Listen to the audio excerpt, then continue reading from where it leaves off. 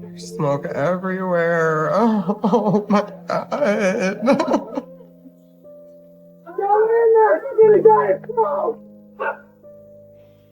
It was horrific. It was horrific. Oh God.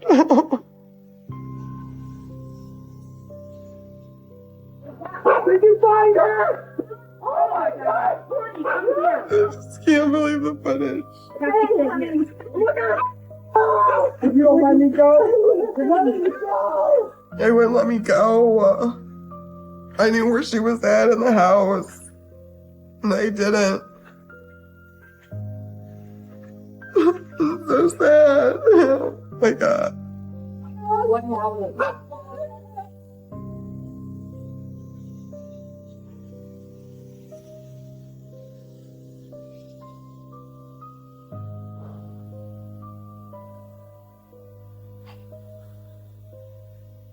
This is a picture of me and Michael. This was when we first got together. This was like the honeymoon stage of our relationship. So we were just happy and in love. The honeymoon stage of our relationship was amazing. He treated me like no other guy had ever treated me. The man that I fell in love with, I don't know what happened to him. I have no idea. I never in life thought that Michael was capable of doing what he had done. I just didn't know that somebody could just do something so horrific. I never thought this is where we would be. He took my soul.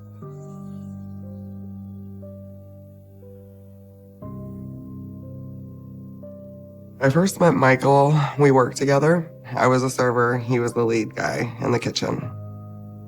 Actually, I remember the first day, his first day. I remember him walking in the door. I remember looking at him. I liked his body. I liked his personality. Michael was hilarious, honestly. Me and Michael would flirt a lot. You could just tell that we had a vibe. I had a crush on him for a while before I had approached him. I just kept it a secret because we were both in relationships. I knew that Michael wasn't happy. I wasn't happy. So one day, I just had decided to give him my phone number. And he started hanging around me and fell in love with me very fast. Very, very fast. I feel like, honestly, it was within a couple of days. I had never had really anybody that loved me the way that he did. My mother, when she first met Michael, she liked him. Everybody liked him. We all thought that he was amazing. Everybody thought that he was the best boyfriend that I had had so far. My daughters, they were 7 and 10. And he was really good with my kids. That's really what made me fall in love with him, is the way that he was towards the girls. It was just, he was amazing to them. He never told them no. He was always there. He would have been the perfect stepdad for the girls.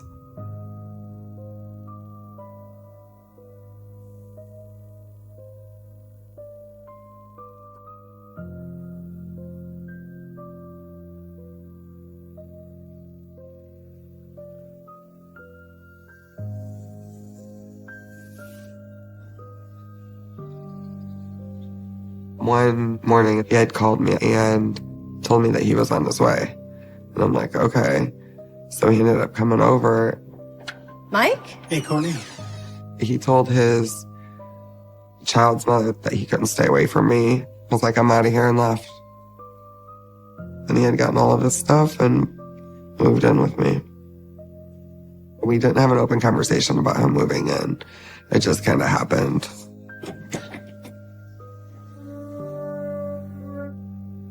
Michael had moved in very fast, probably within a week or two. I just don't know what happened. It hit me all at once, like boom, he's in the house. It's too late, even if I wanted him to move out. So it was overwhelming because I didn't know what to do. I didn't know how to feel. I just remember being very, very overwhelmed about how fast that it was. I remember my gut was just kind of telling me something, but the kids loved Mike. My girls didn't have a good relationship with their father, so I think that's why they latched on to Mike so much. Take practice, Mike. The bond that they had, I just put my feelings aside and decided, you know what, I'm gonna try to make this work. So pretty much after that, he really never left. And then a monster ended up moving in with us.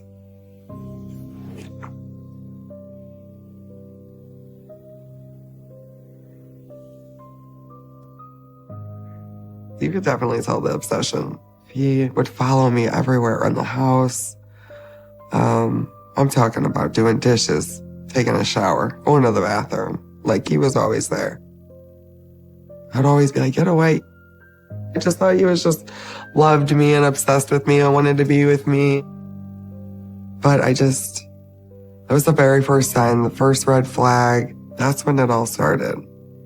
The jealousy.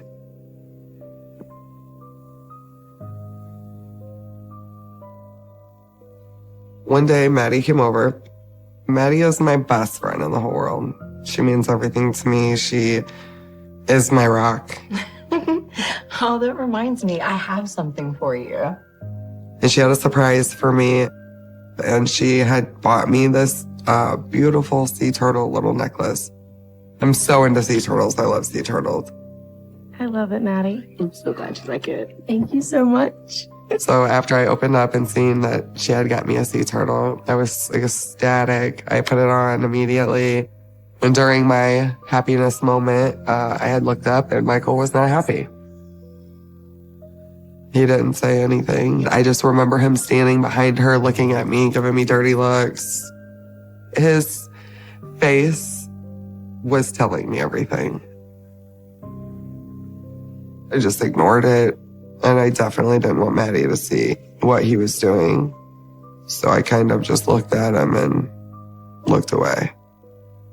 And when I had looked up, he had left. He told me that I didn't need a best friend anymore, that he was my best friend. Because, one, he didn't really have any friends. No friends. Absolutely none. He used to tell me all the time, I don't get along well with others.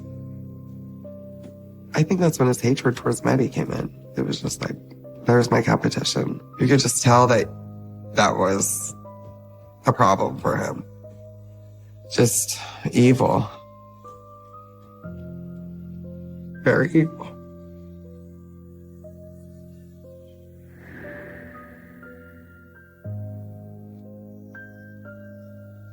Shortly after Maddie had given me the necklace, one day she came over. We were all sitting, having a good time, just laughing, talking. And then, literally out of nowhere, completely went off on Maddie. That's it. I had enough of you. His whole entire personality, everything, demeanor changed. I am so He started screaming at her, saying horrible things to her, horrific things about her children, about her husband. It was like he targeted her. It was like a predator and prey. I feel sorry for you. Maddie was very upset. That's enough, Mike! I kind of tried to split it up. I was just trying to de-escalate the situation. Maddie was just so upset. And yeah, I think he enjoyed hurting her feelings.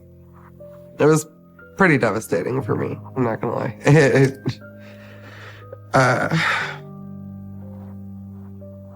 He just was so mean to her, and she's just such a kind person. I just thought it was an unfixable situation. I mean, it was so bad. I didn't know how he could make it better.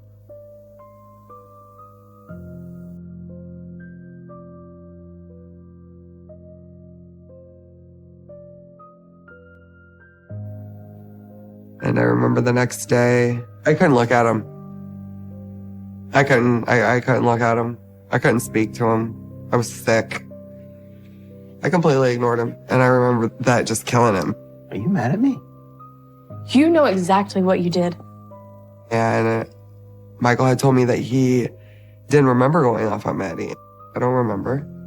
You know? I got too drunk. I don't remember saying that. I even told him I loved him and I didn't want to break up with him, but he had to fix it or he had to go. Don't make me choose between the two of you. And he had that crazy look in his eye. It was like a glaze over his eye would happen. That's how I knew that evil was about to come out. He said, nobody's leaving this relationship unless they're in a body bag.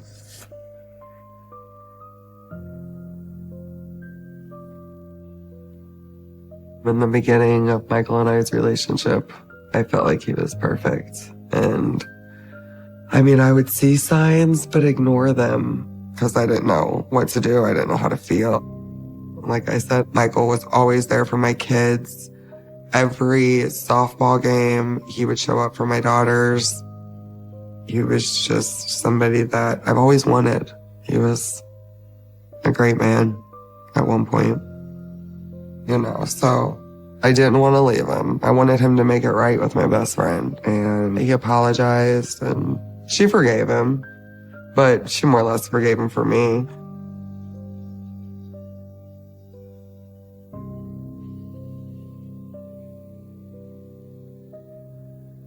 I was very leery about him going on this trip after. I honestly, I knew he was going to have an episode out there.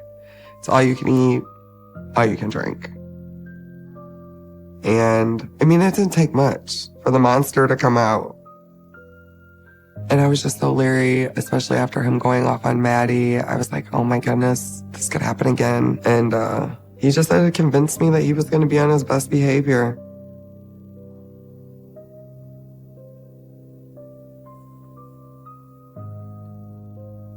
This picture right here is when I took Michael to Punta Cana. We were in an island called Sayona Island. This beautiful island in the Dominican, and I was able to take him there. It's breathtaking. It's one of the most prettiest places in the whole world. And for me to be able to share that experience with him was just amazing. We seemed so happy. This was a good time in our lives. Well, for the first 5 days. But at the end, it was just horrible.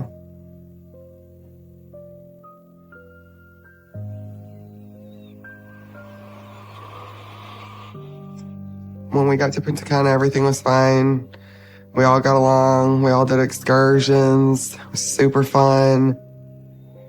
I ended up buying my mom an excursion. It was like $80. My mother and I were very close. She had done so much for me, and we were best friends. When I wanted to take her there and pay her back for all the wonderful things she did for me, it was my turn for her to see paradise. And then after that, we went back to the room, and we had gotten a huge argument. You want to shower first? Our dinner reservation isn't until like... You had no right. And it was just over me paying for my mother's excursion. That was my money you spent. You understand that? Mine! He said I was wasting all of his money.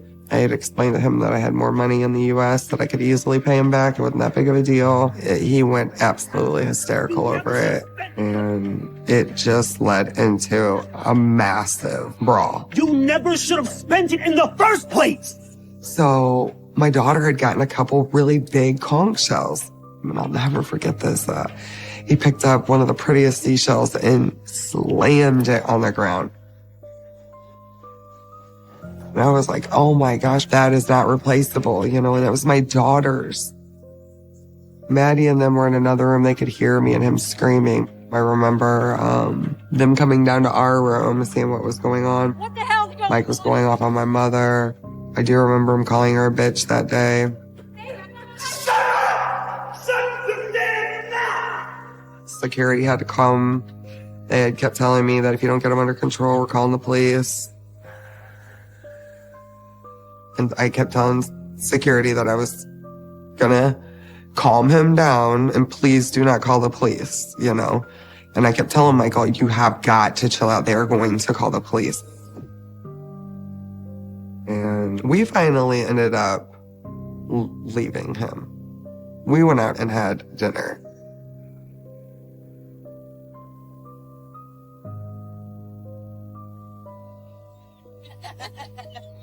Well, we thought we got rid of him. And I'll never forget this. He sat down at the table and was like, y'all thought you were going to leave me. Morning. He looked at my mom and was like, I want to apologize for what happened last night. Do you accept my apology? And my mom was like, no. And he was like, okay, and walked away. I mean, she didn't like him after that. Everybody put up with him just for me. Nobody really liked him after that. Everybody got to see the real Mike. A monster. Looking back on why I didn't leave Michael, it's disturbing. I should have left him, but even though we would have problems, I stayed with him just because I didn't think I would be able to find anybody that would have that connection with my kids. And I loved him, and I didn't want to start over. I wanted to try to make it work. It's sick, but it's just how I felt. I never in life thought that he would ever hurt me. I have a lot of self-blame because if I would have left him, this would have never happened. So there's not, honestly, a second that goes by where I don't think about it. It's forever in my life.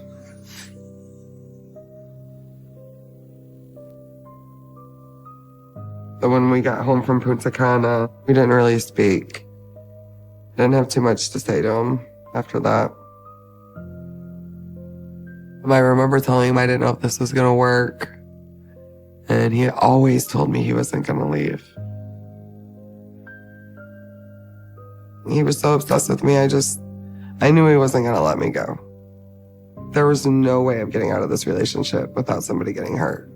He was not going to just walk away from me. It wasn't that easy.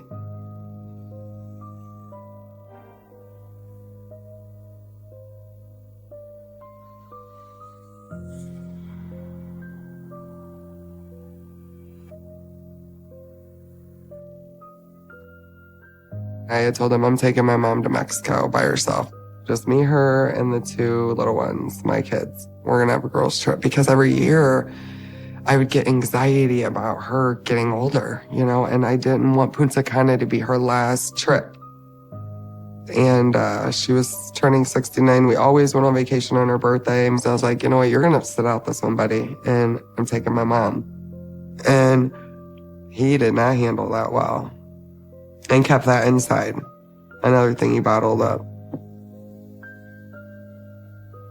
He bottled everything inside, and that's when things would explode. I remember saying to my mom, gosh, I barely have talked to Mike this vacation. You know, I just feel like distance was starting to come. So I immediately called him. Mike? It was definitely different. Yeah, I'm here. I just knew something was off. He was acting weird. And I asked him, what are you doing? That's what I asked him. What are you doing? And he told me that he was going through my computer.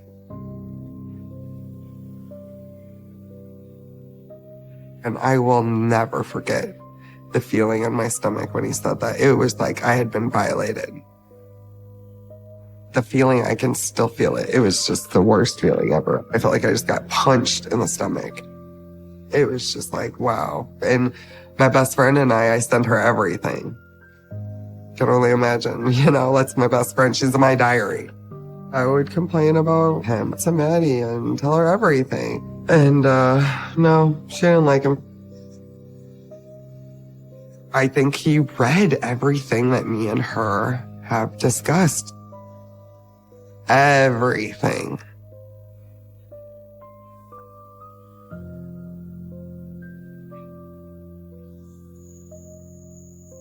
My mother and I got back home July 19th from Mexico, pretty early in the morning. I ended up going to bed, and I just remember before I knew it, he had pulled me out of bed, put me in a wrestling like chokehold, not like this, but with my neck in between his arms like this. I remember like digging my fingernails into his arms. And when he was choking me, I was thinking about my kids. I didn't know if I was going to make it. I didn't know. I mean, my fingernails weren't digging hard enough. I thought I was going to die. I thought that was it. I didn't know. I thought I was going to die. Like, I could feel myself dying. And honestly, I just thought about my girls. Before I knew it, he let me go. When I asked him, why'd you let me go? And he said, because I heard you gasping for air. I was more in shock. And when I go into shock, I don't talk. So I didn't say anything. He had already had it planned when I was in Mexico that he was going to kill me when I got home. I'm wide awake at this point. Laid there, stared at the ceiling, debating on what I was going to do. I wanted to stay with him. I wanted to make it work. But his actions, I didn't have a choice. I've got 2 little girls that depend on me. I can't put myself or them in harm's way. You know, I'm all they have. So I just knew I had to get out of the situation.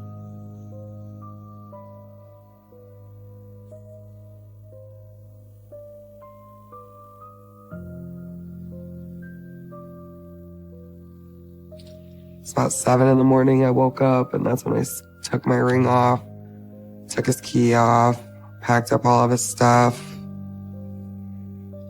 I took all of his clothes, put them in trash bags. He slept through the whole thing, through me packing up all of his stuff, clothes. I mean, everything. He slept through it all. Because I wasn't waking him up at all. I knew he had to be at work. I didn't care. What the hell? And it was like when he woke up, I remember him being like, babe, you didn't even wake me up. You know I'm running late for work. Babe? How are you calling me babe and you just tried to kill me 5 hours ago? And I looked right at him and I was like, we're over. You need to leave. Pack your stuff. I'm not going anywhere. He started freaking out. But I had called the police.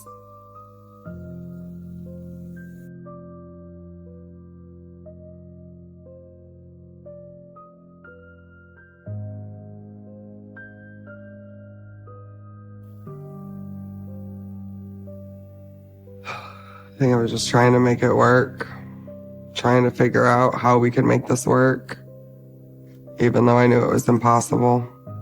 I mean, I knew it was impossible because I couldn't get over. I couldn't forgive him. Even though he could tell me he was sorry a million times, I couldn't get over it. So one day, I went out to the garage to go mow my grass, and I noticed that both gas cans were gone. And I just had this weird feeling, like I didn't understand why they were gone. So I asked my daughters if they had seen the gas cans, and they told me that they had seen them in the back of Mike's trunk. Hey, Mike? What's up? I asked Michael where the gas cans were.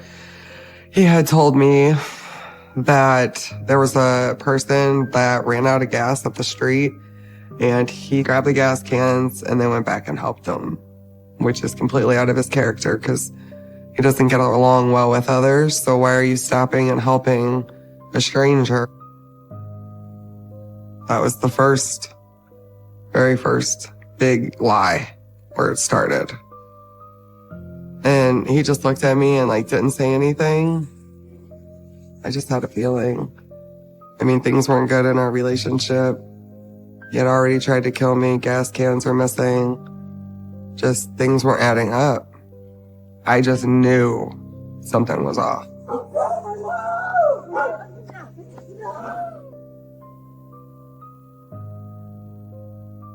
I always say when you're in a relationship, you're only meeting the representative for the first 6 months. After that, you really meet the real person.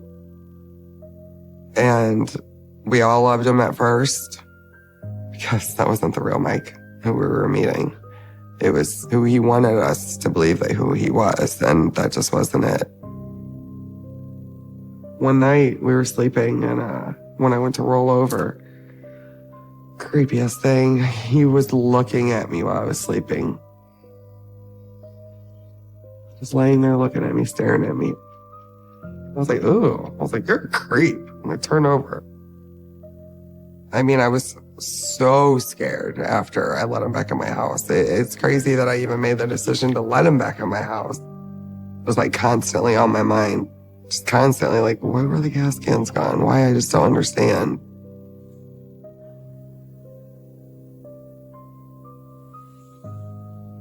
So, September 22nd, 2022, I woke up, I went to the gym.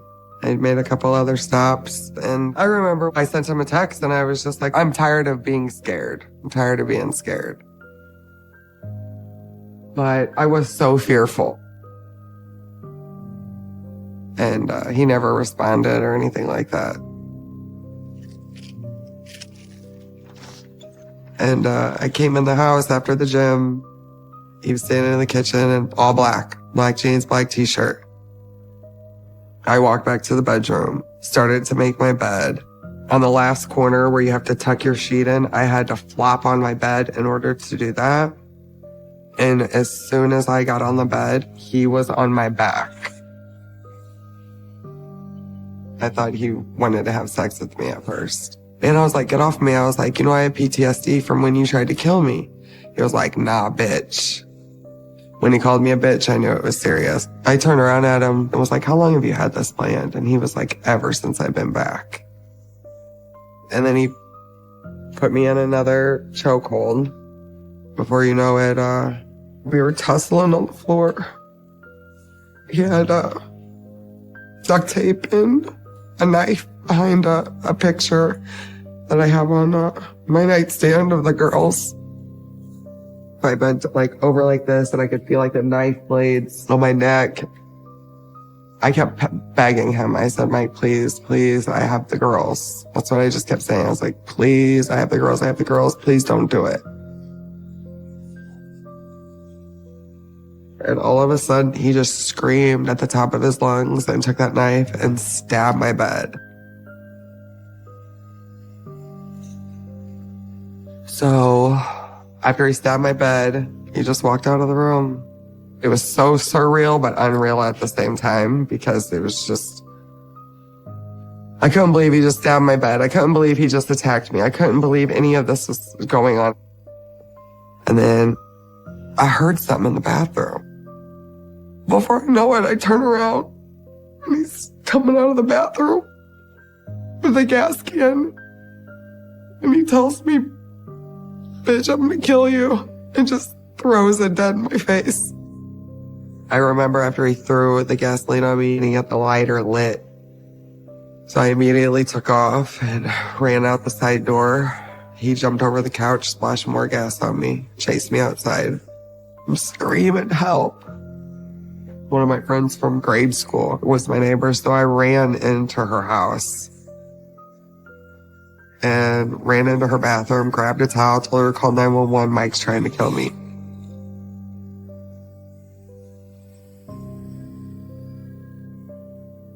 So,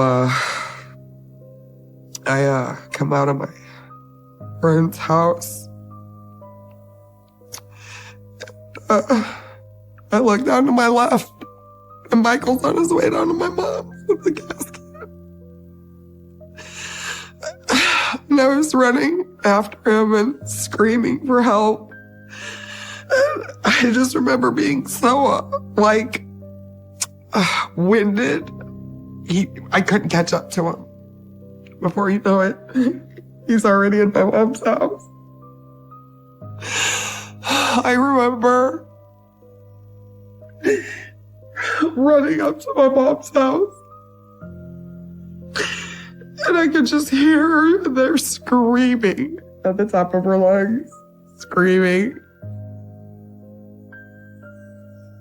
And when I walk in, she was already doused. I guess that he had already got her in her face. And I was screaming, "Oh my God, Mom, are you okay?" He looked right at me and says, "Bitch, we're all gonna die today." Threw more gasoline right in my face. So I didn't have a choice. I had to run back out of her house. He locked her and him inside the house. And I just stood there. I couldn't do anything. I just knew he was going to kill her. Where's the house? Look at this guy! And he's climbing!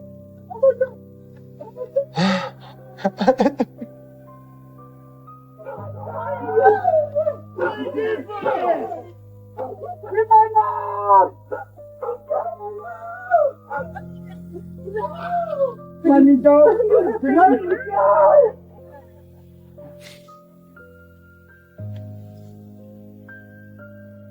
I feel like the fire department, the police officers, I feel like everybody went into shock. I even feel like the police officers didn't know what to do. They didn't know what was going on. They didn't know what to do. That's horrible. They wouldn't let me go. They made me watch it. It's like they just needed to let me go and be with her. I'm like, why? Oh my gosh. Holding me back from her. Oh my gosh. Did you find her? Oh my God. Oh. My mom. It's so hard to live this life without her, I swear. There ain't nothing worse than losing your mom. There ain't nothing worse than it. I don't wish it on anybody.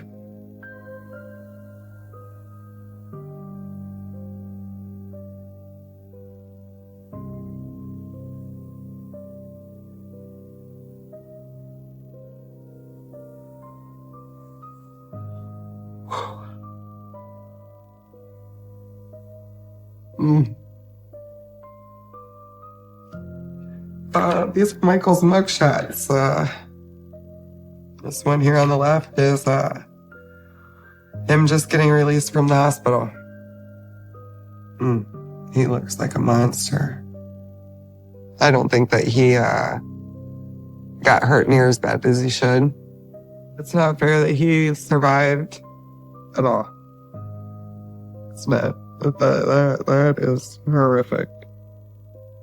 I hope every move, every ache, every time he picks up something, he feels hurt and pain.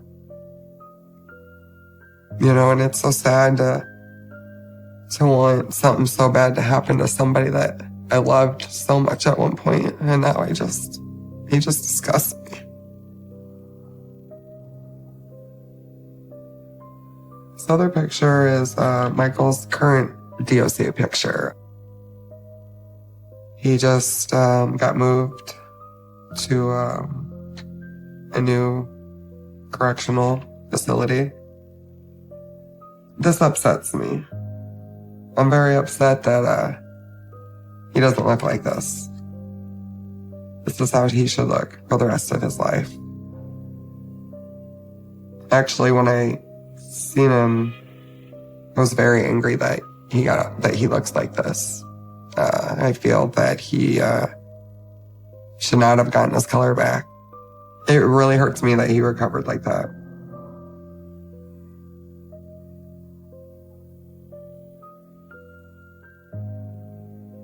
This right here is my impact statement that I wrote to Michael when I was on the stand. So this is what I had told him. I can still remember all of the horrific details of that day, like it had happened yesterday. It is still so hard to process what led to this extremely violent attack. I still cannot understand what would drive you to want to hurt me the way you did. Can you imagine what that experience is like to literally watch your mom being burned alive? Michael, I brought you into my home and I trusted you around my children. We loved you, and I would have done anything for you. I do not understand how you could try to kill me and how you could kill my mother right in front of me. Due to your actions, my mother was not even recognizable. The only way I can identify my mother's body is by her ring. I hope her screams continue to haunt you as they do me. I hope and pray here today the court will see you for what you are, an absolute monster that should never be free to walk the streets again. You stole my mom's life, and for that, I hope you spend the rest of your life in prison rotting.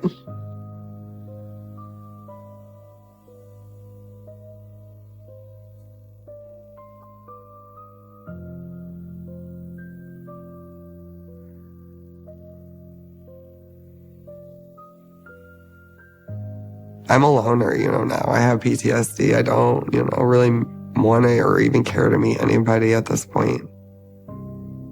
I just don't know if I'm going to have the ability to fully trust anybody. I feel like I'm always going to be scared in the back of my head. Your gut is telling you something is wrong, and do not overlook it. Look into it, if anything.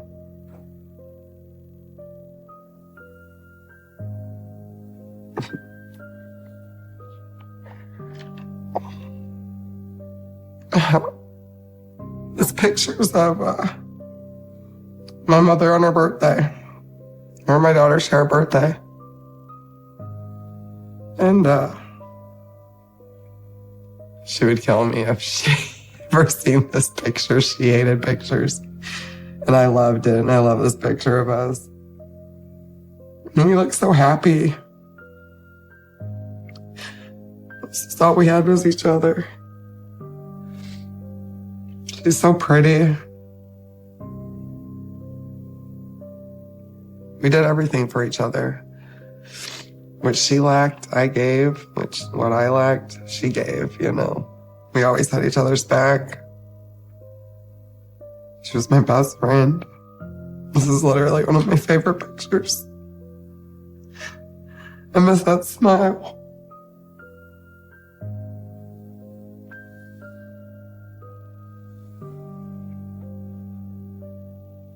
I just received these a couple of hours ago from Troy Police Station.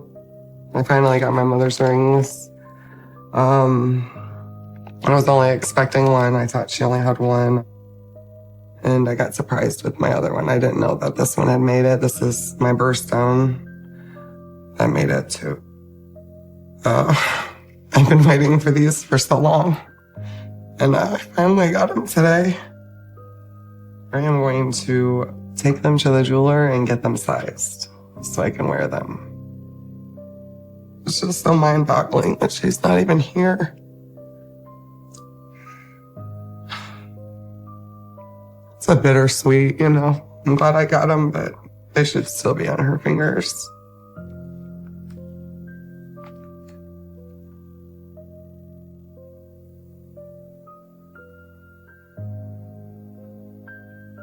I get a lot of ink therapy.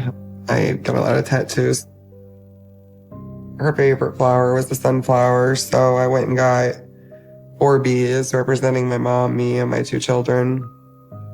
And we got Let It Be because that was her jam.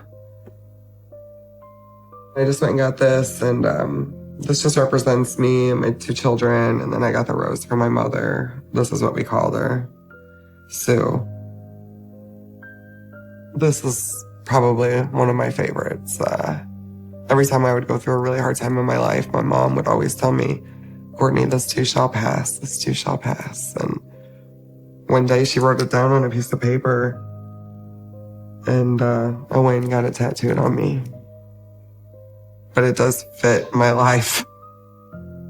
Getting the tattoos, for me, helps me not focus on pain so much. It's something I get to take home and look at. It's a part of my mom. And it just makes me feel like she's closer with me It's kind of like she's gone, but she's not, because it's like I bring a piece of artwork home with me of her. So every day right now, I'm just putting one foot in front of the other and trying to figure out how I'm supposed to live this life without my best friend.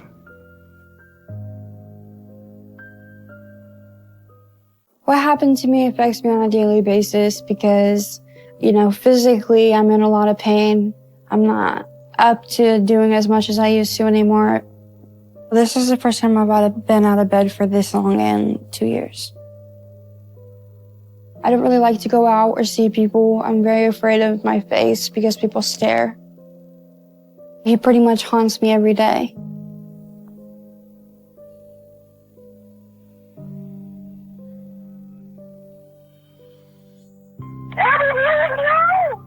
Erie Klondike County 911. Do you need police, fire, or medical? I need help! He Yeah. shot her! He shot her! Brian shot my daughter! Please! It's okay, Styles. It's okay! It's okay! Keep breathing. I can hear them. Keep breathing. Keep breathing. Keep breathing. Keep breathing.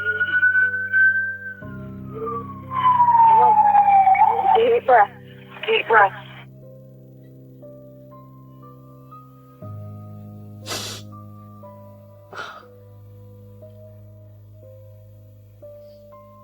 It was a lot.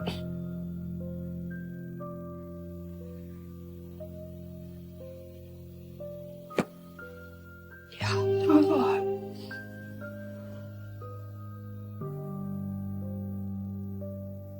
My boyfriend in high school, his name was Brian States. We started dating when I was 13. We first got together as I was walking home. He started texting me while walking behind me, which I thought was weird, but, maybe he was shy, He talked to me the next day, and we just ended up clicking and being friends for a while, and then ended up being a couple. When I very first met Brian, he was charming. He was super charming. All of these gifts, and, he treated me like I was a princess. It was always an adventure, you know what I mean? And I think that's what I loved about him and what drew me to him. He was adventurous. And to me, at first, he was always that happy-go-getty person, and I loved the energy that he put off. It wasn't like any other guy I had met before.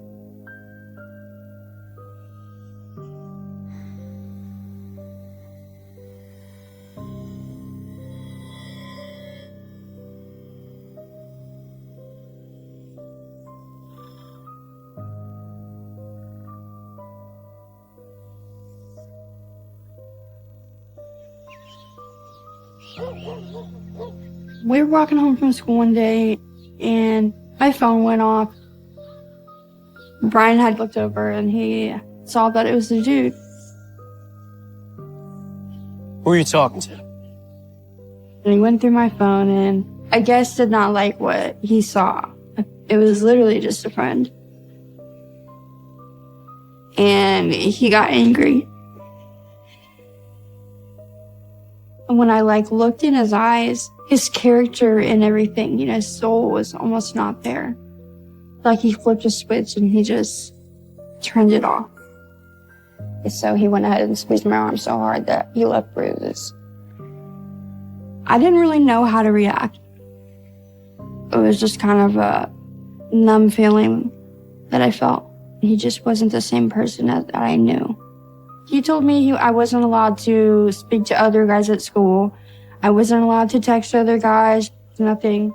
I don't want you talking to anyone else. So eventually he controlled pretty much what I wore. If I wore different things that he didn't like, he would punish me for that. He pretty much controlled everything that I did, even in high school. He always apologized. He would bring me flowers and bring me stuff to school and buy me books and buy me things I liked just to try to apologize or make up for it. But, there's not really an apology for that. It broke my heart, but honestly, I would always feel bad because, I do love him.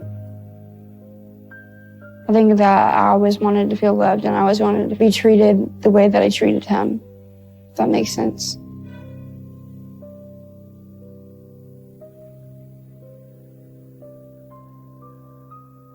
He was convinced all the time that I was dating or talking to other guys. He was very, very insecure and he never ever believed me. The physical abuse got worse instantly. He would hit me, he would throw things at me, he would scream at me at the top of his lungs, and it was over little stuff. Once the abuse started, it felt normal to me. You don't feel anything and you just kind of it's just part of the day. You just do it to keep going. He became a person I was scared of and a person I was completely frightened of every single day. Eventually, people start to notice.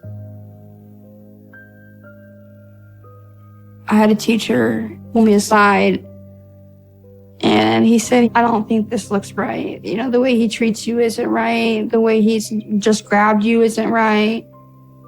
Brian had beaten me the night before over something so stupid, and I had bruises all over my legs. And he had noticed and said something about it. I was embarrassed, but I protected him and I lied, And those teachers, they just let it go, and I really wish they would have just reported it or done something about it. Brian slowly stopped being the really excited, unpredictable person that I loved and started being the person that he was. I wasn't ever an assertive person. I've always kind of been a shy, quiet, let's keep the peace kind of person. So if I can keep the peace in any way, I'll do that.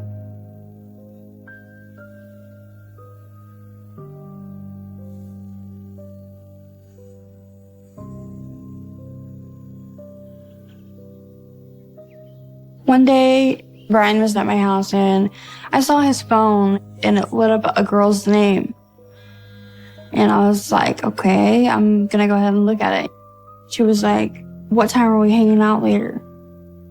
And I was instantly upset because I put up with so much that being betrayed by him giving someone other female attention, it was just heartbreaking and wrecking to me. I took a picture with my phone. I was way too scared of him, so I didn't say anything to him. I waited till we went home. I texted him about it. The text said, I saw what the girl said to you. I know you have plans later to hang out with her. I took a picture with my phone. I have hard evidence. No, you can't delete it or deny it. I told him, I'm done. I don't want to do this for real. Please leave me alone. It felt empowering to be able to tell him, I'm done. I don't want to do this anymore. I don't want to do this with you. I don't have to deal with it anymore. And then he took that power right back.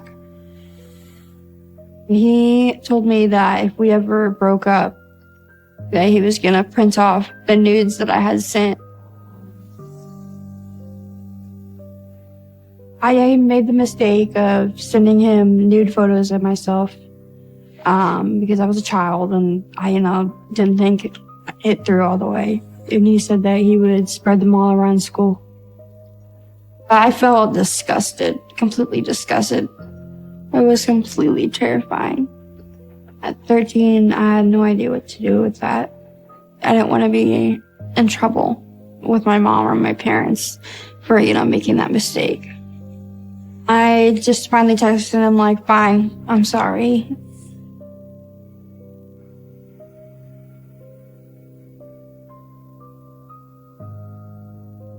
So I just stayed with him. I felt like I had to apologize to him for him to stop being that way. The entire time, even up until after I was shot, I felt like I was the one who messed up. I felt like I was the one who did something wrong. I was the one who hurt him. He had me so convinced that I was the one doing something wrong. If I could look back and tell myself in that moment, I would tell myself to leave, to save myself. So much hurt and so much regret and so much pain. You know, if I could go back and tell little Abby that she is worth it and she is beautiful, I would do it in a heartbeat.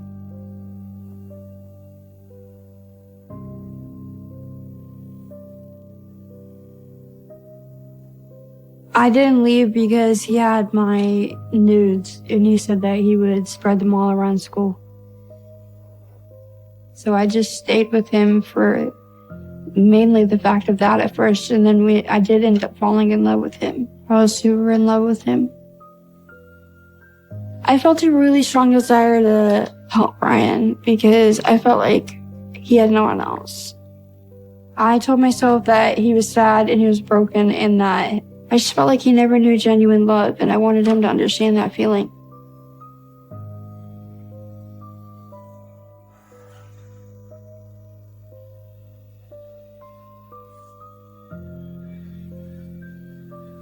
The way that Brian showed any kind of physical affection was through sex, and that was about it. I would tell him that I didn't want to, and he would just not take no for an answer. He never was that kind of person. It was, I want what I want, and that's what we're doing.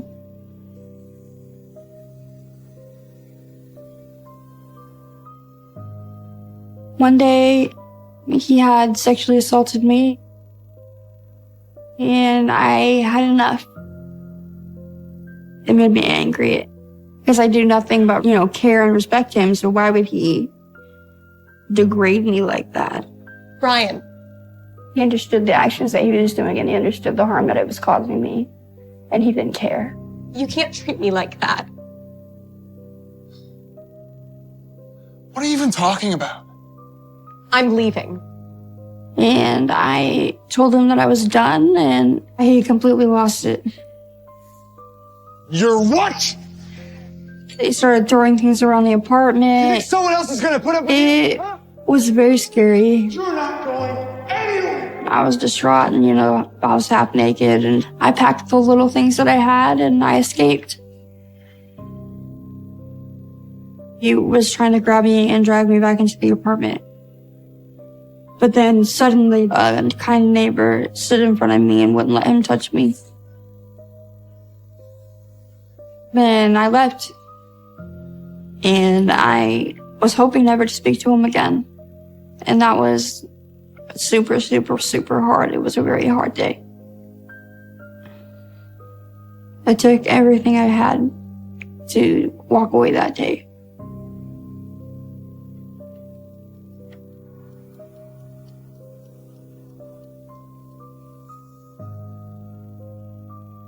He started stalking me super heavy. Every time I was somewhere, he was somewhere. Every time I looked out my window, he was parked across the street. He would email me every day because I had blocked him on everything else. And eventually, he said he was going to kill himself, and he sent a picture of himself in a bathtub with a razor blade. My friend killed himself when we were like 12. And he knew that would get to me. And, I ended up going over there and, made sure he was safe.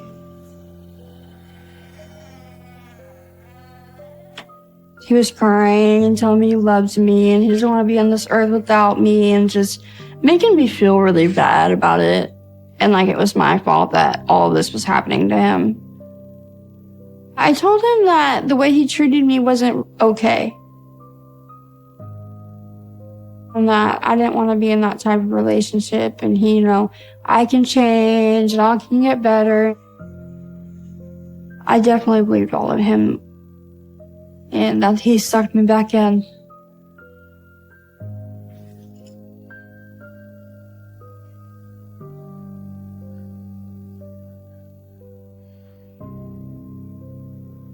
We got engaged in South Padre Island.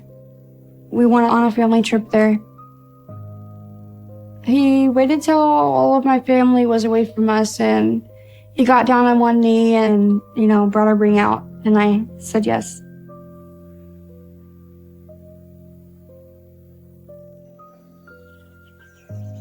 Later on, I went to the store and I bought a pregnancy test.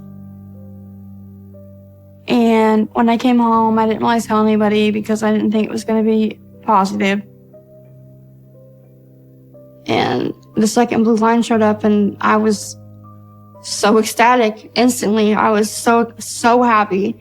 I remember looking at it and almost dropping it because I was, in shock. And I turned around and Brian was like, what's wrong? And he sees it and he just goes blank almost. It was weird. I've never seen him look like that.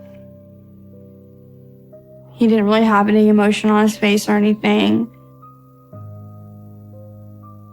He told me that he did not want to be a dad.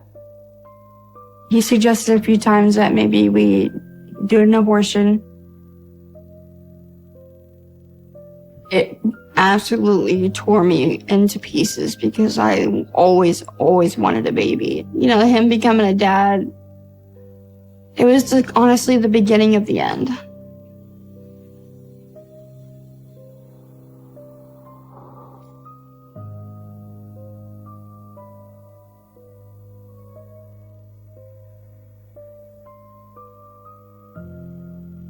I definitely enjoyed my pregnancy. I enjoyed it a lot. Things were really good for a long time. We lived with my parents literally until the day before I was going to be induced.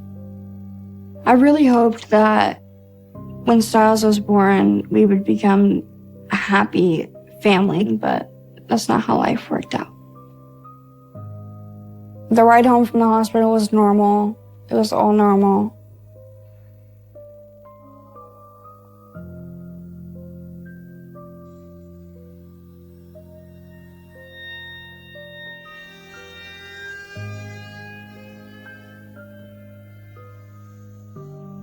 I didn't really want to move, but he wanted to move because he had some issues with my family. He'd been arguing with my family. He didn't let anyone come over after the baby was born to meet him, to hold him, nothing. It took 5 months for my son to meet my brother. So he isolated me really, really, really bad after we had our son. He instantly became a monster because we could be alone and no one was there to help me.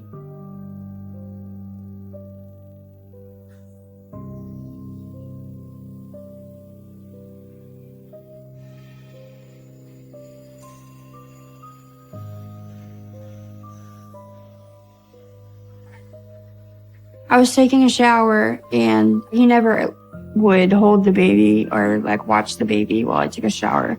So I had the bouncer right outside the shower and the baby started crying. So I called for him and I asked him if he would come and pick him up. Ryan? I yelled out, "Hey, can you come help me with the baby?" And instantly I was terrified because I was like, I shouldn't have even asked, you know what I mean? I should have just got out of the shower. He came in there super angry and ripped the curtain back and choked me. When he was choking me, he had both of his hands wrapped around my neck. And he had lifted me off the floor almost. I looked him right in his eyes and they were black. He was gone. He really wasn't there. And he choked me until I passed out.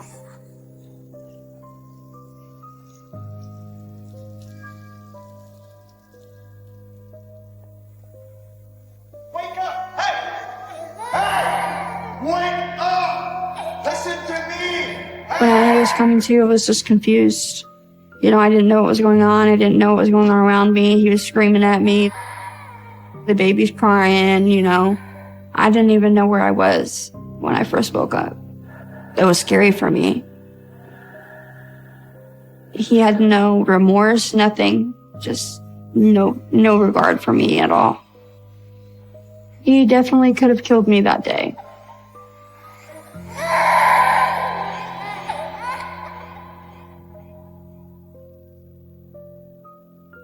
that was the end.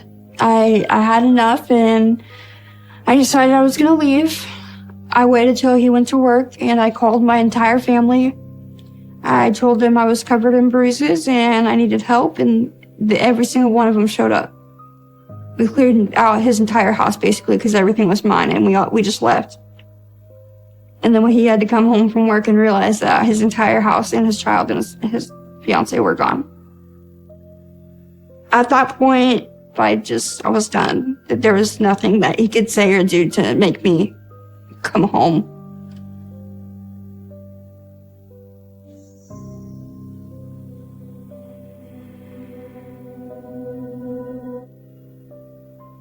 I had to let him have visitations because that's the law, you know. And then he suddenly wanted my child. He was doing it to hurt me. I was really scared that he wasn't going to watch him or feed him or, take care of him. So that's what we dealt with for a long time until I met Jordan. I decided that I was going to start dating again. I decided it was time and I was ready. I ended up matching with this guy and he was super cute. He looked sweet, and then we just ended up clicking instantly. He showed me what real love was. He showed me cuddling. He showed me kisses. He showed me, gentle love and real love. And I never knew that, and I never knew that I could have that.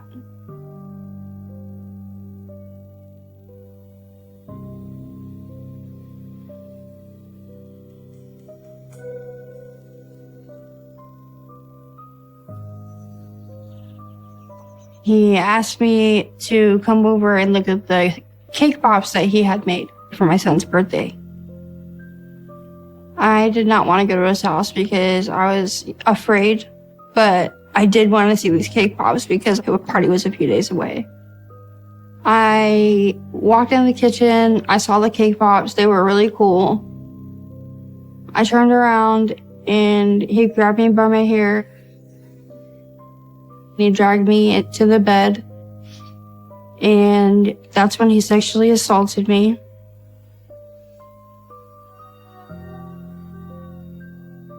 I, just waited for it to be over, and then when he went to the kitchen, I grabbed my stuff and I ran out.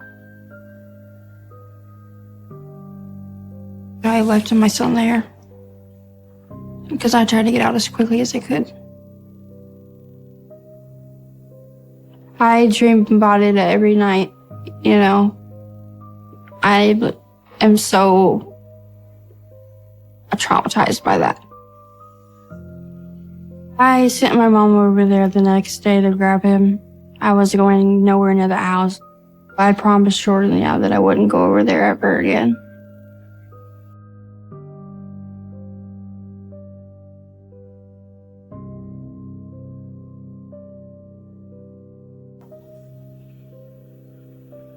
I think last time that I had to stop because I was in a lot of physical pain that wasn't under control medically.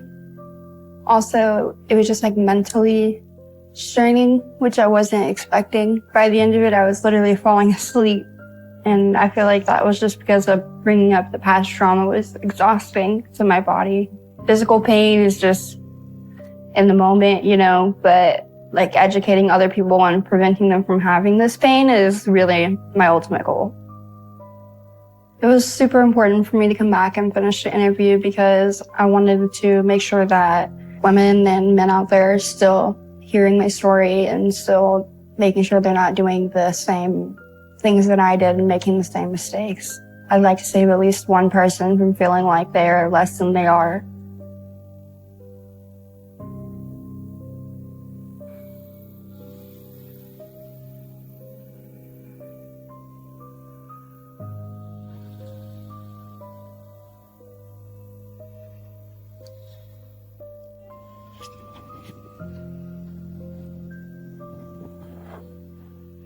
That's me.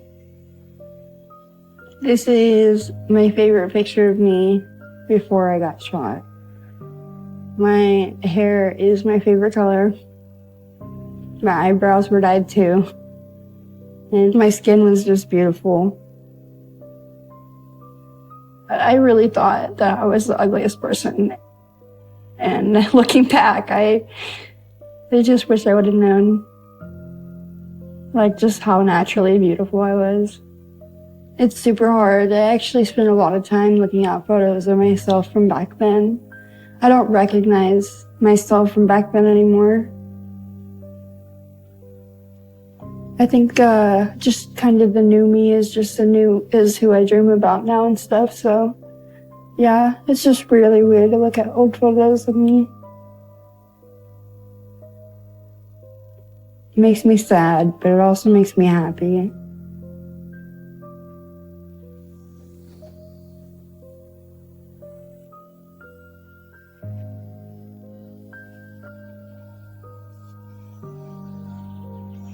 So I woke up that morning and I texted his dad to drop him off at my mom's. And I got in the car and I drove to my mom's house where my son was already supposed to be. And he wasn't there. I texted him and he said that his van card were broke and he couldn't take Styles to my mom's. I had to come get him. And it sounded fishy. So I didn't want to go, but my mom convinced me that we should just go get him, give Brian a little bit of, grace, which we should not have done. We drove over there in silence. He was texting her the whole time, asking if I was in the car with her. Is she with you? Is she with you? Is she with you? And my mom answered yes, she's with me. And then he didn't answer again. And then we arrived at his house and she got out of the car because he told her to come up and get the baby. So she got out of the car and I pulled my phone out to message my boyfriend, Jordan. I definitely knew I was not supposed to be at his house. I felt uneasy. That whole morning, I didn't feel okay. I needed to get my son out of that house, and that's all I really wanted to do. And as I was texting Jordan, I heard 2 shots. And when I looked up, I saw his face behind the biggest gun I had ever seen in my life. But I had seconds to react. So for the 3rd shot, I threw my hands up and tried to protect my face as I turned. And he shot me through my fingers into my face. And the seconds after that, I wasn't in pain. I didn't know that I had been shot in 2 other places. I thought it had just been my face. So I reached up and tried to put pressure on my face. And when I put my hand there was nothing there. It was just an empty hole. So I put my hand back down and I remember looking at all the blood. And then I remember turning my head as far as I could to look for my mom because I wanted to know where my son was. I didn't know if my son was alive in that apartment or not. And I think that was the scariest part. And I heard his cry. And as soon as I heard his cry, I knew that I was going to keep fighting. Because I wasn't going to go with my son there. So I held on as hard as I could. And I saw my mom cradle him with her whole body, as she was running down the stairs, trying to protect him as much as she could because we didn't know where Brian had went. Stay away. Stay. God. Keep breathing. And the last things that I remember is my mom holding my hand, asking me to please stay because she didn't know how to live this life without me in it. Honey. Breathe. It's gonna be all right.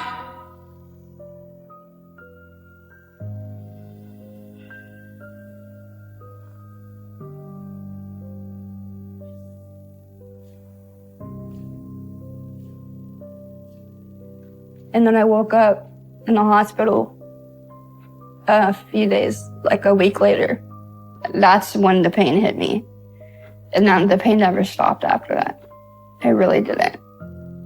I opened my eyes and I had to realize that my eye was gone. My mom was standing there.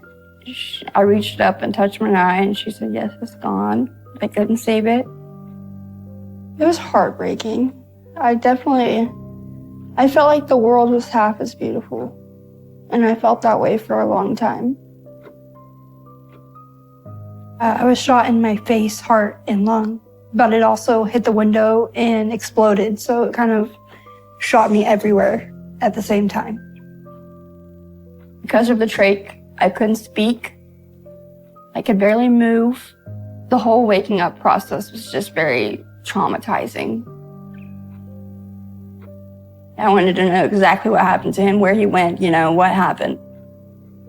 And Brian actually, 60 seconds after he shot me the third time, he shot himself once, and it was a fatal shot to the head. It was kind of a peaceful feeling, but also a very painful feeling. And to this day, I still don't really know how to process that. There's an anger there. It's almost like he gets to get away with this.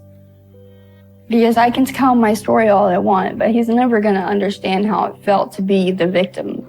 He's never going to understand how it felt to be completely controlled or, told what to wear, told what to do, being imprisoned, you know what I mean? He never understood how he made me feel. And I feel like in that way, he kind of got away with it.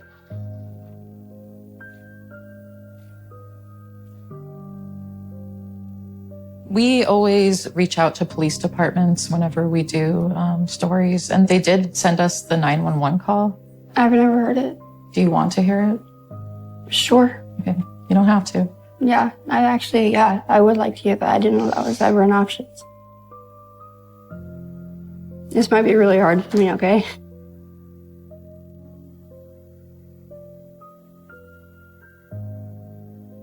This is the part in my memory that I don't have. This is the one part that I don't have. And you guys are about to fill it in for me. Because the last thing I remember is her getting in the car.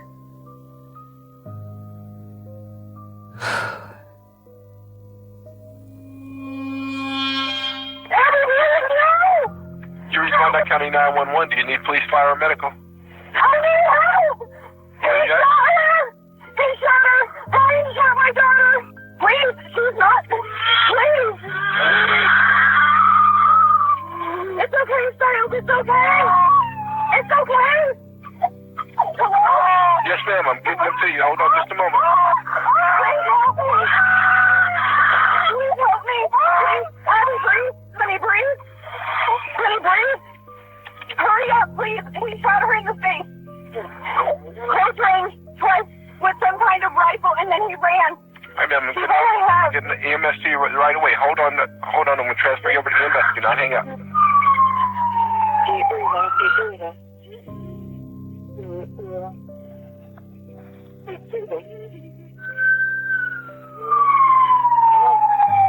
Deep breath. Deep breath.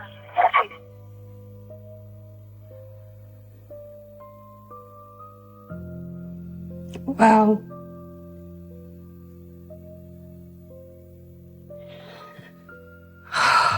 Wow.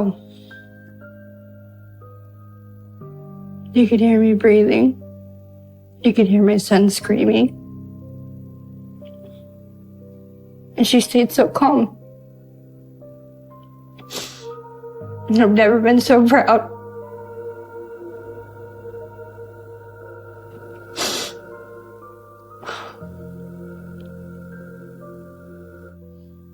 That was the only hole that was missing. Thank you for showing that to me. I needed to fill that piece in because I have so much more sympathy for my mom. I was pretty angry at her for making me go that day. But I didn't really know what she went through that day either. Yeah, that was a lot.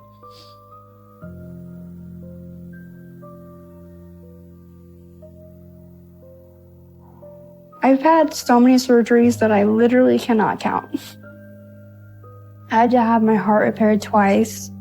I had to have both lungs repaired. They also took bones from both my hips to put in the top of my face and in the inside of my mouth where I wouldn't have a face. You can actually see that my sideburn that was over here is actually over here now from where they stretched my skin so far. It's taken a lot. I'm actually having another surgery.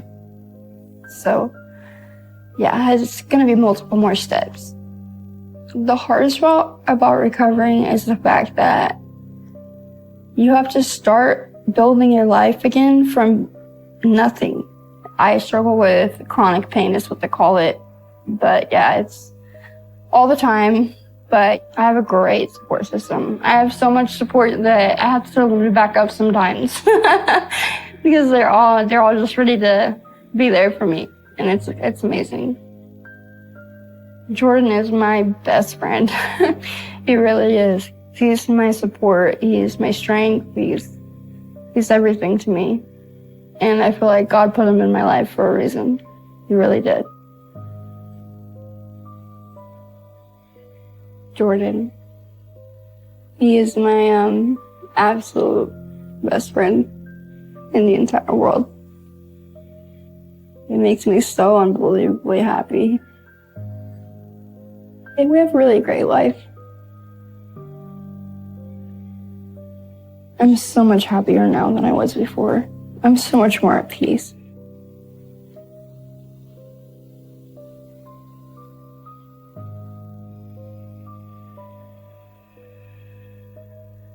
Hi, it's Abby again.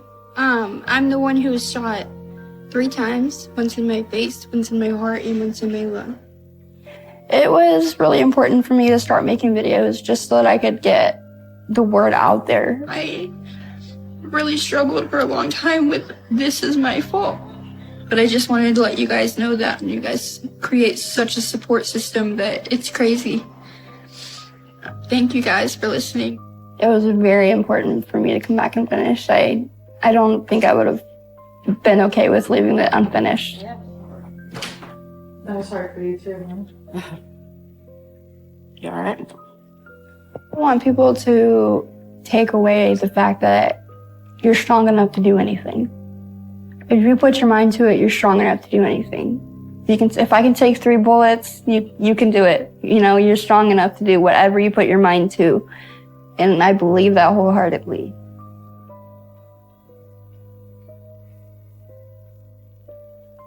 Domestic violence is everywhere, and we all deserve love.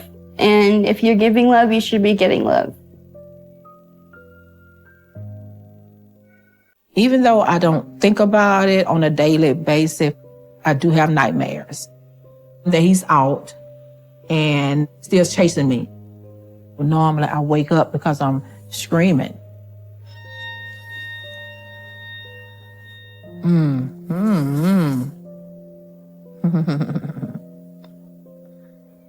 Yeah, and that's what I'm talking about when I say disfigured.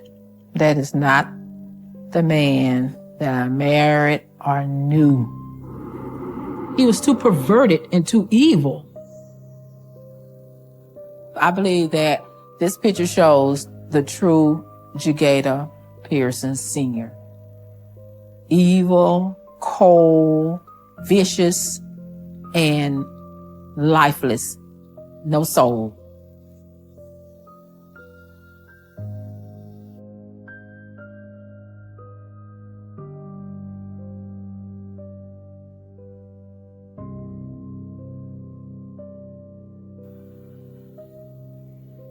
When I look at this picture, it makes me wonder how much fear that Erica endured before, she passed.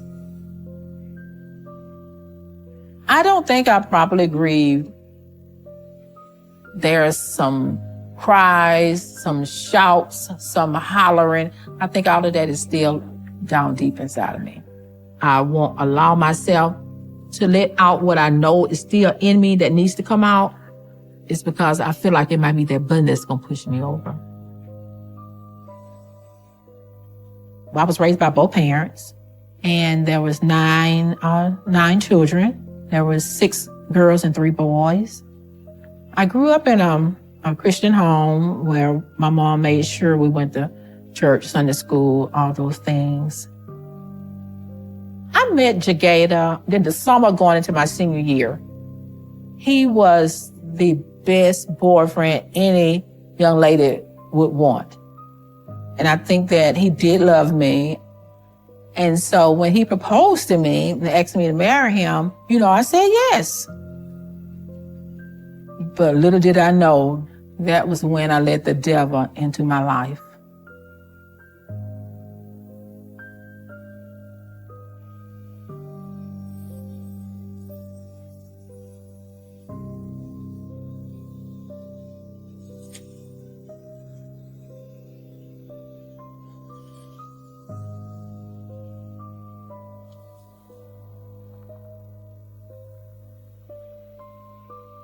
This is actually a picture of our wedding reception.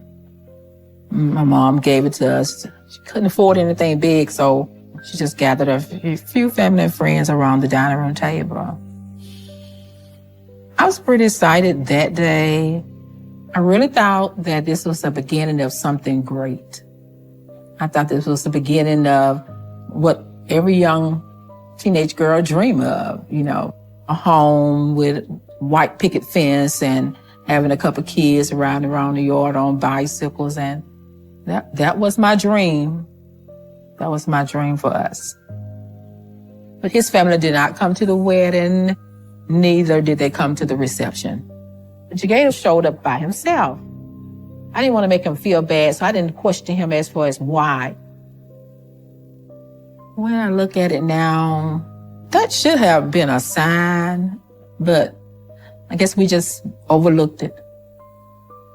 I really wish that I could just take this time back and all the way up to the day that he proposed, where I could have had an opportunity to say no. And my life, as well as my children's life, would be very different.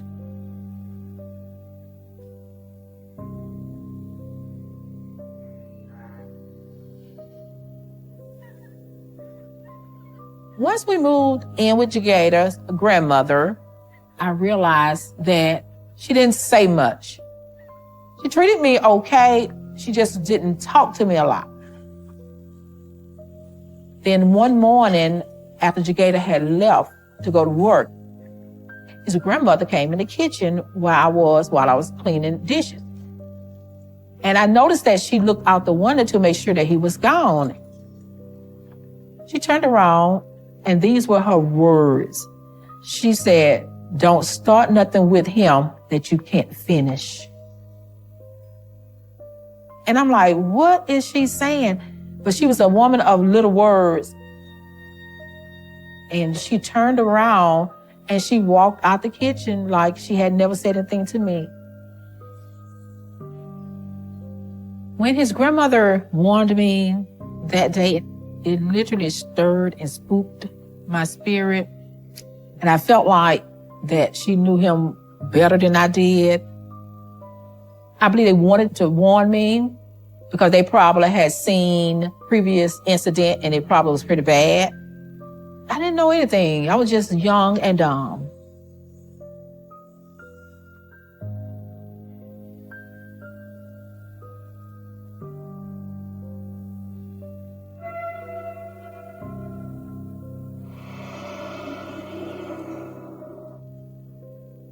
Jagata's reaction when I told him I was pregnant was excitement. He was very excited about having a child.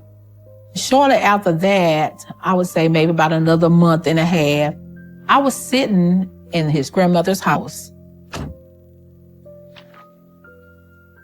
Every day he gets home, he get out the car, he give me a smack on the lips. How was your day?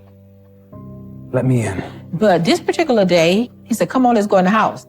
And I said, "What's wrong?"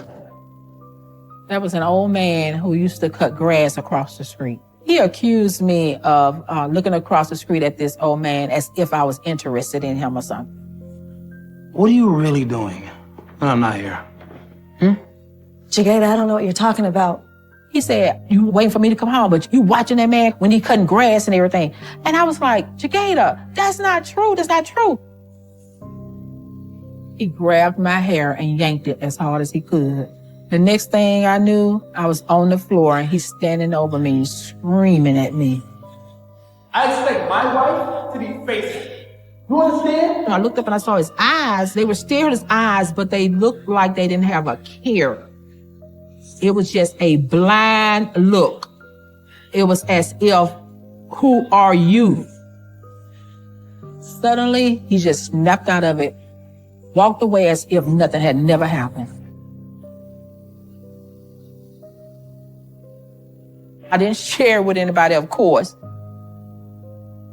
And after that, I just, I was like, he went from Dr. Jekyll to Mr. Hyde. I mean, what made him act like this? And then the next day, it made me understand what his grandmother said even more clearer, because the next day, when I questioned him about it, he didn't want to talk about it. And he acted like it just did not happen.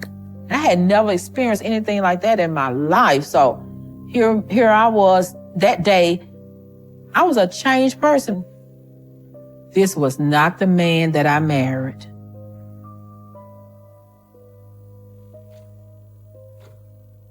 Generational abuse is real.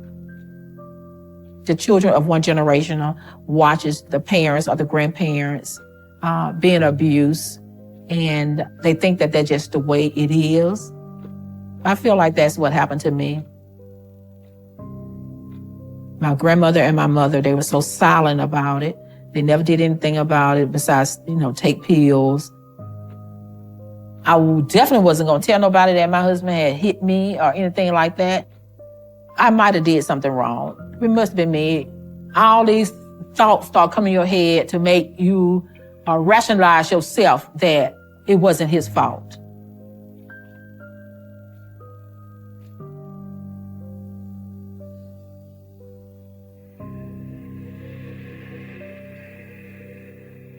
When our son was born, I thought that was going to end all of the abuse.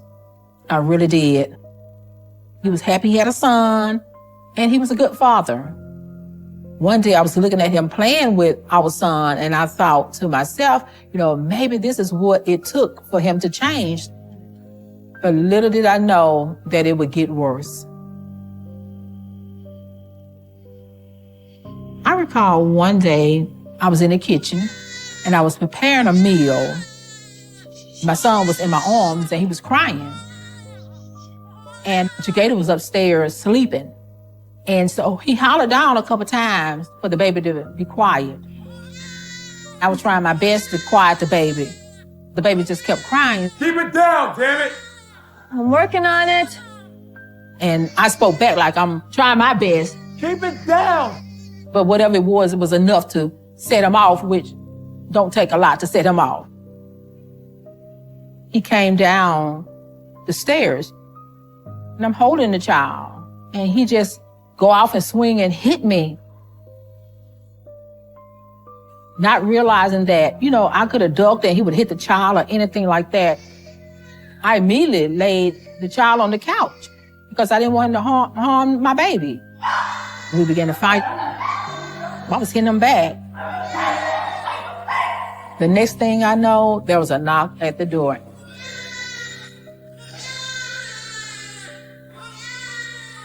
It was my neighbor. Jagata, being a coward, he would go immediately up the stairs so he wouldn't have to look at her. I think that was her way of stopping what was going on. I truly thank God for that type of neighbor we had. She saved my life. She don't want to see me hurt or the baby hurt or things like that. If I could turn back the time, I would have been left just for my son's sake, because he saw too much, and I believe it affected him a lot from that day forward.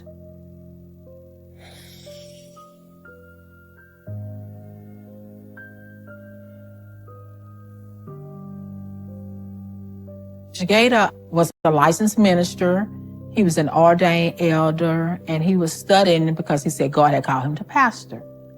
So at church, Jagata portrayed to be this man of faith.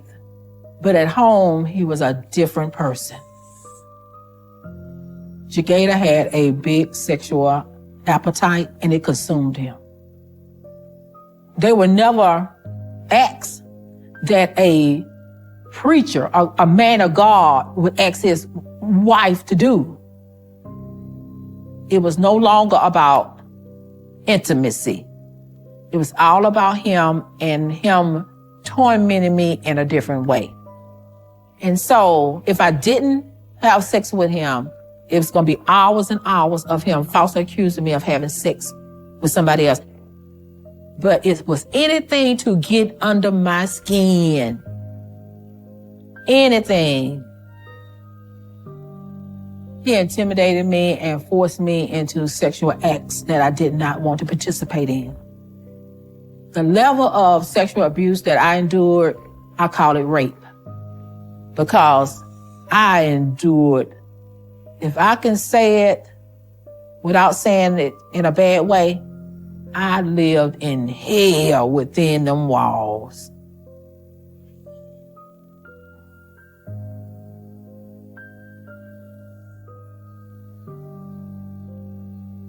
No matter what happened the day before, when I woke up, I tried to forget about it and start afresh.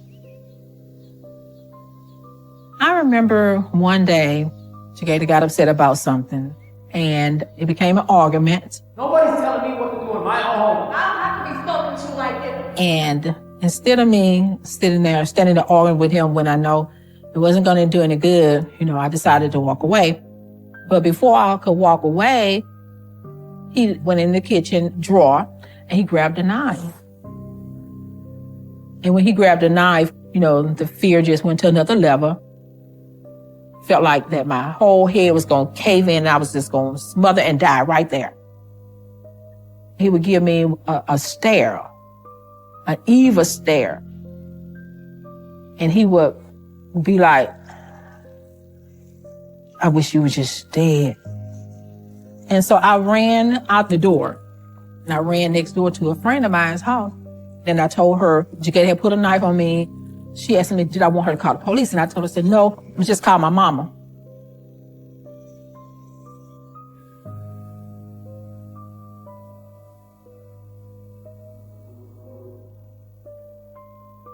My sister Erica and my mother came to my house to get me.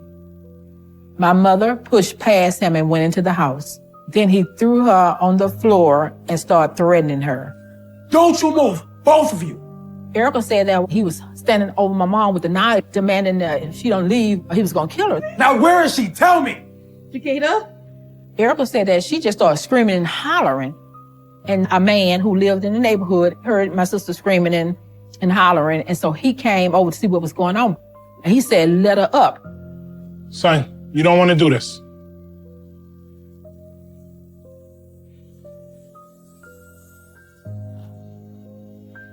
Jagata let my mom up, and then that's when her and Erica got out of there.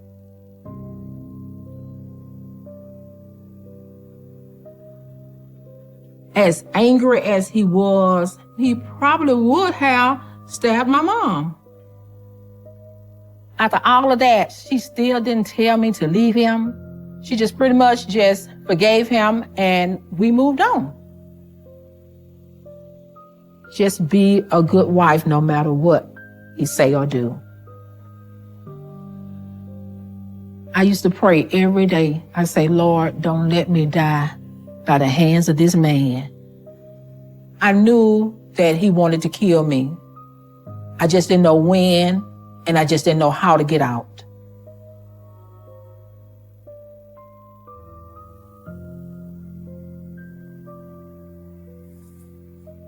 Oh, wow. I hate looking at this picture. When I see this picture, all I see is evil. The look that he gave me when I snapped this picture, he looked at me as if If you don't walk away right now, you're going to regret it. I probably had my cell phone in my hand and just snapped the picture because I was always trying to make him happy, but nothing that I did or could do could make him happy. And so, you see it for yourself when he getting ready for bed and he looking like this. It probably was a hard night for me.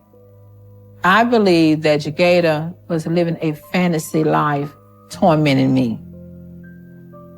I believe it brought excitement to his life, to see me always afraid, to see me always on edge, to see me always trying to appease him. I feel that he knew that I was really afraid of him because he lived to make me miserable.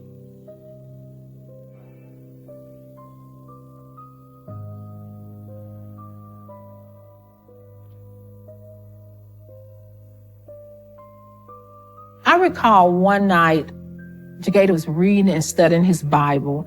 And when he studied, he didn't just study with a Bible, he studied with other books and dictionaries and things like that. I never could understand how somebody so evil could even look at the Bible. And so I began to tell him that what he was doing was dangerous and that God was going to deal with him. You're going to have to answer for your actions, Jagata. One thing the Bible say that a husband's supposed to love his wife like Christ loved the church. I said, but you act like you hate me. And I think something hit him. I can't say what it was. And so he laid there for a minute. He just got up, went and got him a box and put all his books and Bibles and stuff in it and put it in the shed. I asked him why. He told me he just didn't want to have anything to do with the Bible anymore. I think that he did it because he knew he was losing this battle between evil and good. And I think that night, evil won.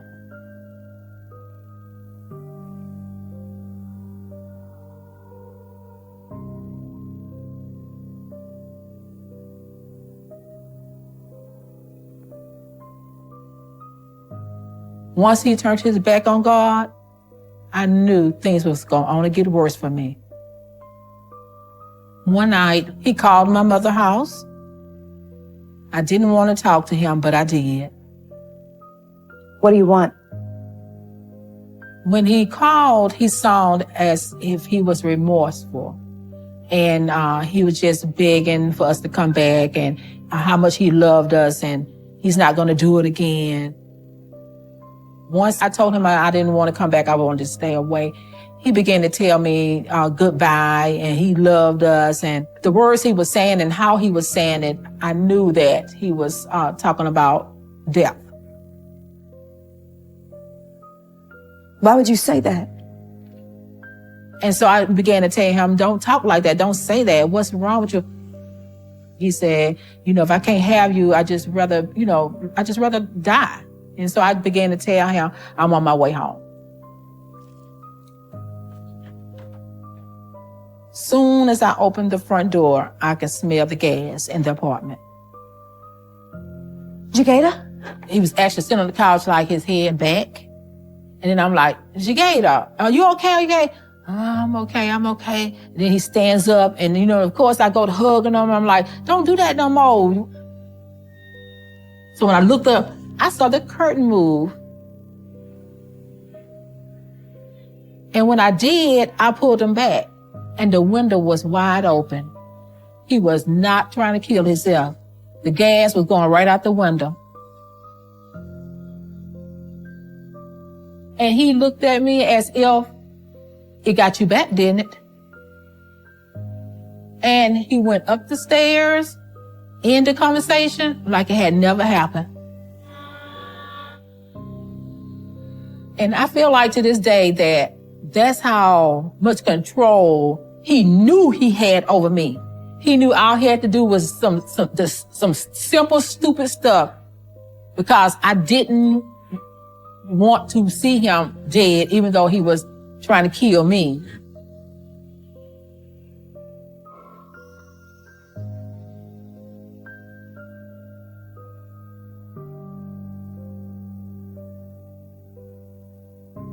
remember one day I had put our son on the school bus, and at that time we had a baby girl.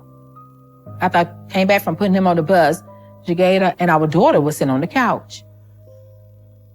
And so I sat down on the couch with them, and I began to ask him what was wrong. And he just began to tell me that he was tired of living and he didn't see nothing worth living. I got scared that he was going to try to do a murder-suicide or something like that. And so I just openly said, Jagada, I hope you ain't got no gun in this house. You promised me that we was not going to have no gun in the house. So with me constantly talking and him not really saying I don't have one, it led me to know he had a gun. Jagada, tell me where the gun is. The more the time was passing, the more anxious I was becoming. So I convinced him to please show me the gun. I didn't let him know I was upset with him or anything because I didn't want it to go, in opposite direction. All I thought about was, he's gonna kill me. And so I lived for many, many years believing that I was gonna die by his hands.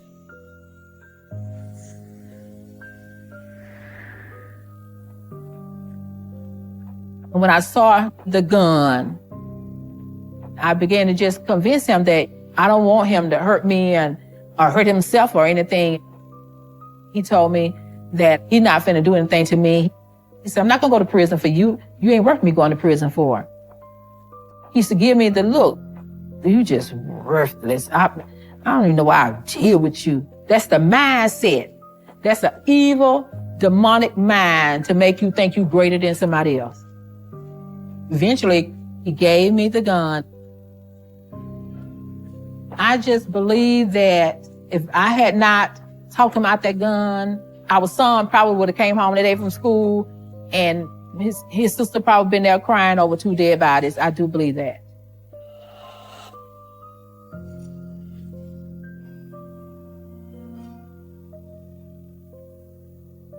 Jagada paranoia was getting worse and worse because he had figured out that I was talking to other people about our relationship. By this time, my parents and my siblings too, they all knew, that Jagada was abusive to me. I assumed that he knew that I was telling other people how bad things were at home. There was even a couple of times I caught him spying. I recall one day where I had just gotten home and my aunt, she had called me. Hello? And while we talking, the phone seemed like it was staticky. But then all of a sudden it got to where it was echoing. Do you hear that? Seemed like I hear somebody talking. You hear that? You hear that? You hear that? I said, just keep talking and so I can see where it's coming from. Hello? Hello? As I went to where the sound was, it seemed like it's coming from up under the house. Hello? Hello? As I went down the stairs, I can still hear it, and it was coming from under the house. Hello? When I got under there and I saw the system set up, I was afraid because I'm like, what is this? It was one of those box tape recorders that you can't even find no more. And it had some wires going to a phone, like a house phone. Then those wires was going up through the house. And I told her, I said, you ain't gonna believe this. I said, but it's a recorder, a phone, and everything up under here. I believe he was spying to try to find some type of way that I was not faithful to him. And I believe it was a plot for murder. Now I got a reason to murder her.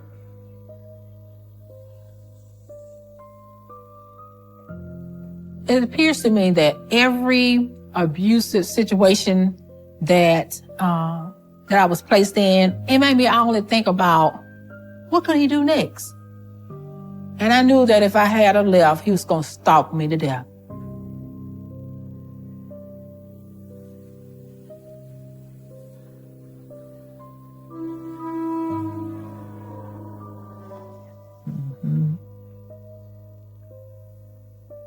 This is Erica and Steve.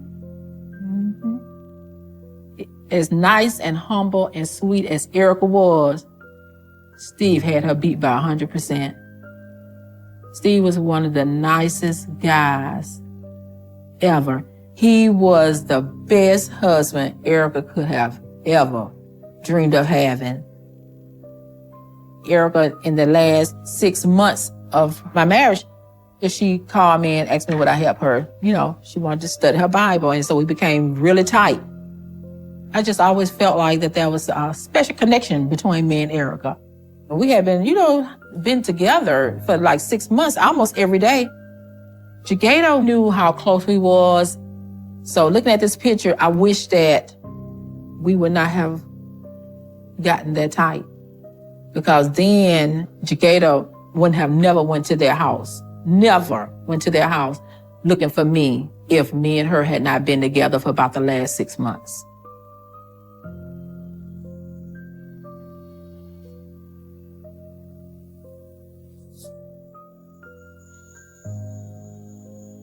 I remember one night, so I was in another room saying my prayers for the night. And as I walked into the bedroom, Jagato was awake. And I could sense that it was going to be one of those nights. He wanted me to do something that I didn't want to do, something that he knew I didn't want to do. And, it wasn't even about the distastefulness of it. It's the way he demanded it. It's the way he said it. You gonna do it or else. And then I'm looking in his eyes, and now the black is like turning like red. And I'm like, oh my gosh, this man is possessed. And I begged him not to do it, but he just didn't care. And when he was finished, he laid over and he went to sleep. And I told the Lord, I said, Lord, if you let me live to see in the morning, I'm out of here and I'm not coming back.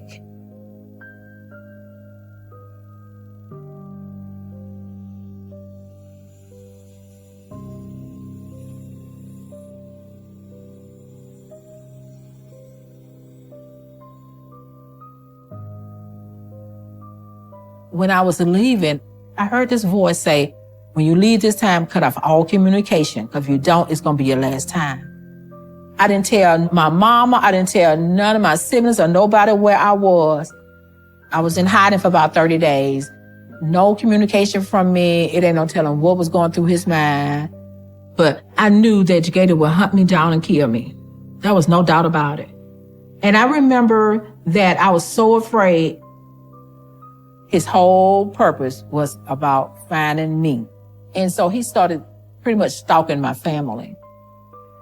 I remember about a week after he went to my sister's house looking for me, I got a phone call from my brother who was a police officer in Mobile. He told me there was a fire at my sister's home and I needed to get home. My brother tells us that Erica and Steve, they didn't make it. To hear that Erica and Steve was dead, it was almost like unreal. I felt like that my best friend was gone. I felt like that I was no longer in my body. I felt like I had an out-of-body experience, and I felt like this can't be true. This is not true.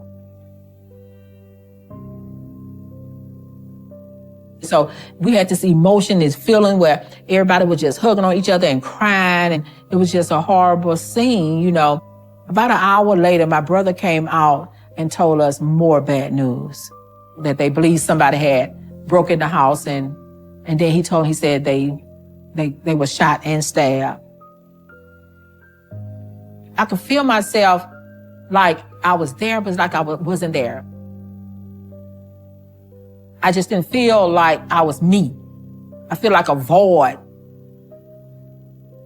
Something had been torn out of me.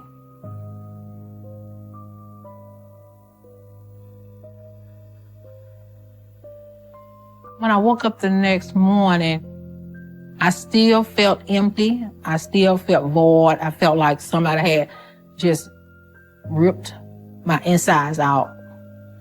I was so in shock until I couldn't really cry, but I can feel the pain. My heart was just aching. I feel sad. I feel hurt. Not only do I hurt for them, I hurt for her children and her grandchildren.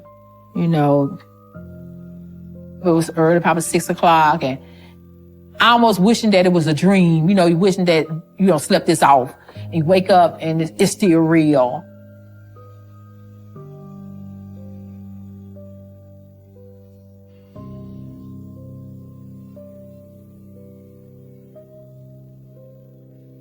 That Sunday, my phone rang. It was my brother. He said, I think Jagada had something to do with Eric and Steve murder. And when he said that, I almost fell on my face. I almost fell out my chair on my face. And I was like, oh my God. I mean, I didn't have that idea. And evil as Jagada was, I never thought that he would be the one that killed Eric and Steve. Why? There's no purpose to that. And the first thing that I remembered was the very first day I left him, I was at Erica's house and the police came and escorted me into hiding. And so I think that he chose Eric and Steve because he figured that they knew where I was. He was searching for me and looking for me because that was the last place he saw me. And he went to one of my sister's home that night, and pretty much he was begging her to tell where I was or to call me for him. And her husband ended up telling him, say, you know, she said she's not coming back. Well, he just became furious.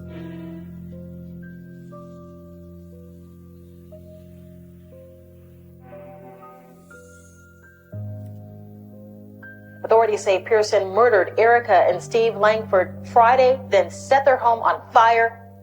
Did you kill Erica and Steven? Did you?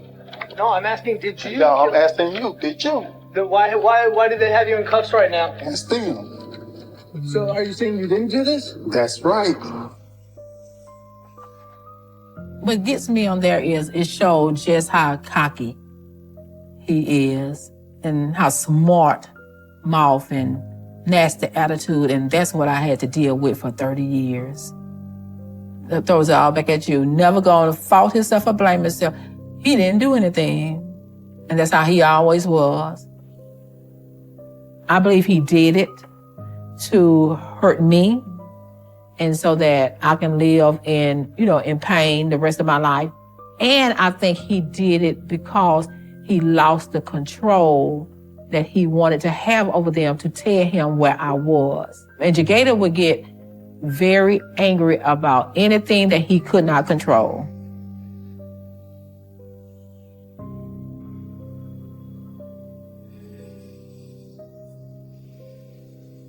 Once Jagada entered the house, Erica was in the kitchen and Steve was in the bed. And when he opened the door, he immediately shot her 3 times in her upper torso. Steve ran out the bedroom to see what was going on, and there he confronted Jagada with the gun, and Jagada ended up getting the best of him and shot him in his left temple. Jagada grabbed the biggest of the butcher knife, and while my sister was crawling on the floor, he stabbed her 4 times in her back. And they said that's what killed her. And then he set the piles of clothes on fire, which caused the house to catch a fire.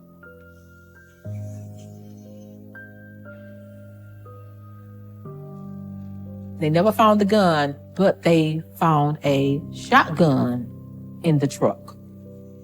And along with the shotgun was 2 long bullets. So I had talked to the lieutenant, and he told me that I believe that if he had gotten a hold to you, that he was going to use those bullets, one for you and one for him. And I realized that I probably was going to be Jagada's next victim.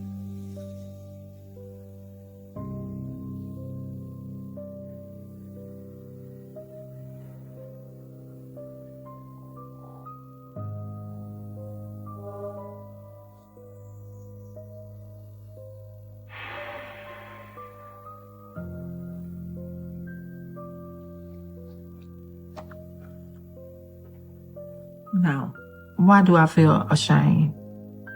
But I do. Why? I don't know. You feel ashamed because I don't know.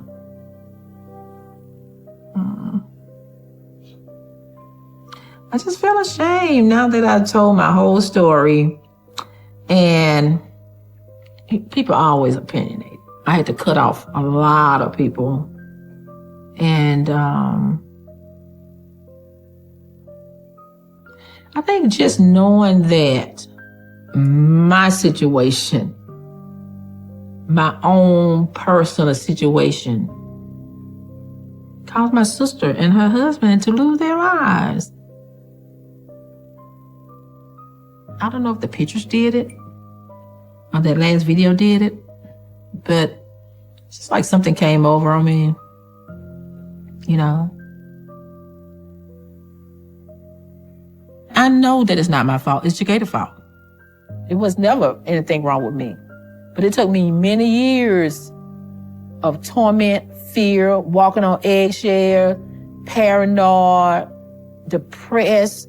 It took many years of that for me to realize it was never anything wrong with me. It was always you.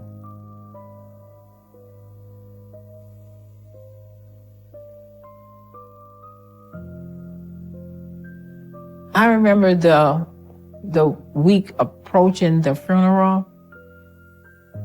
It was something that if I could have escaped attending, I would. I felt for a long time that I should have been the one that should have been in that casket. I didn't know if I was going to come out alive or not, but once I came out alive, I made a promise. One of my vows was I told Erica I would not let her name go down in vain. In 2015, I started an organization. Our motto is not one more domestic violence victim. When someone wants to get out of a bad situation, we're their hands and their feet.